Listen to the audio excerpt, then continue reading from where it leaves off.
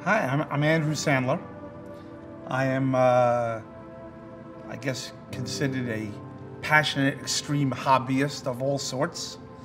This is my glorious hobby where I can relax and escape the hustle and bustle of Wall Street. When things aren't going so smoothly in the market, I look up and it gives me a sense of how small we are in the universe. 2/3 of our planet in blue. Certainly that there's life beyond stock prices. I think what this is living art. I think you are reproducing a snapshot of nature and doing that in an extreme fashion. There's a whole nother side that, you know, is investment and about owning houses or traveling, and so that's not my thing. My thing is this.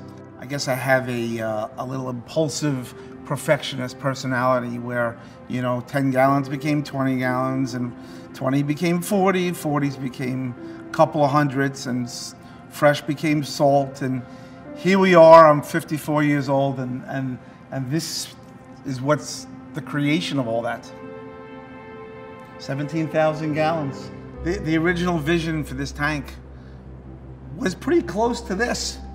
We knew we wanted something, a wall of water of somehow.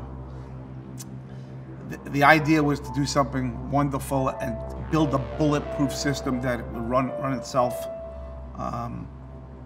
As maintenance-free as possible, if there is such a thing. And this system took nearly 6 years from planning, engineering stage until first fish hit. 6 years, very painful, very frustrating period of time. The grand design was to display some of the most unusual, rarest, and most beautiful fish from the Indo-Pacific. Those fish basically range in biotope type from basically Hawaii through Indo-Pacific and the Red Sea. Anytime a stunning new rare fish, whether it's a new species or it's just an unusual species that you can't ever get, once a diver gets it and it goes to a wholesaler, that wholesaler or diver usually contacts me as the go-to guy. So I get the calls, I get to see the unusuals, and this one fish that you're talking about, this tang, was caught in the Maldives. They call them tangs. It's basically a Desjardins sailfin tang. When I saw it, I didn't know what it was. It's a one-of-a-kind freak of nature, and I like things that are rare and collecting things that are rare, and this particular species had never been seen before, or at least the genetic abnormality in that particular fish. They asked me how much I'd pay for it. I try to play it off like it's not such a big deal. And you know, they offer one price, and then I wait a few days and call them back and say, I'll take it for X. And I bought it.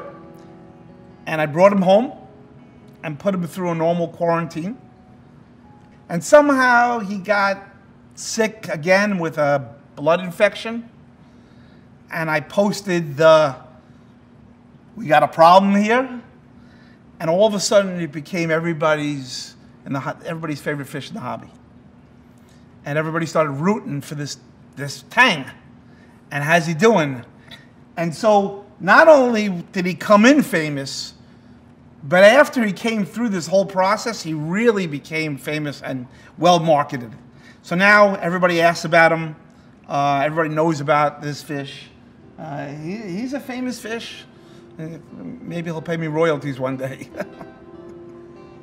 Personally, I don't have a guilty conscience because I know when I get the fish, they're basically coming to Disney World. Okay?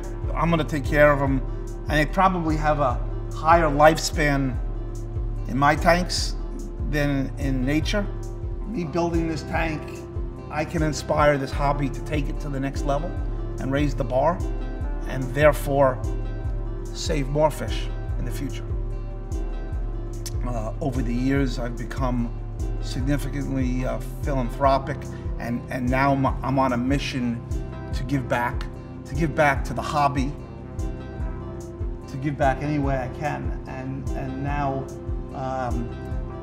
is my time to give back to the hobby, whether this is to grow the hobby and a learning experience, or raising the bar, or inspiring people. That's what I want to do. At the very least, put a smile on their face. I want people to